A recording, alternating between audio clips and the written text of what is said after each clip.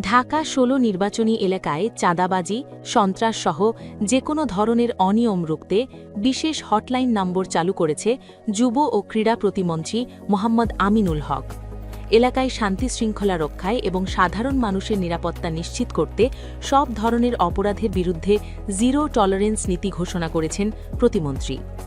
প্রতিমন্ত্রীর পক্ষ থেকে জানানো হয়, পল্লবী ও রূপনগর এলাকায় কেউ যদি চাঁদাবাজি বা কোনো প্রকার সন্ত্রাসী কর্মকাণ্ডের সঙ্গে জড়িত থাকে তবে তাকে কোনো প্রকার ছাড় দেওয়া হবে না। অপরাধী যেই হোক না কেন তার বিরুদ্ধে আইনানুগ ব্যবস্থা গ্রহণ করা হবে। জনগণের দুর্ভোগ লাঘবে এবং সরাসরি অভিযোগ গ্রহণের সুবিধার্থে একটি বিশেষ হটলাইন নম্বর চালু করা হয়েছে।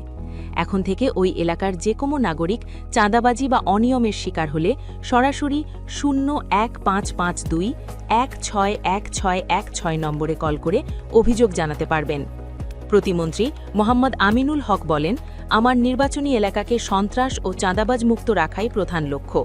সাধারণ মানুষের জানমালের নিরাপত্তা বিঘ্নিত হয় এমন কোনো কাজ বরদাস্ত করা হবে না। এই হটলাইনের মাধ্যমে আমি সরাসরি জনগণের সমস্যাগুলো তদারকি করতে চাই।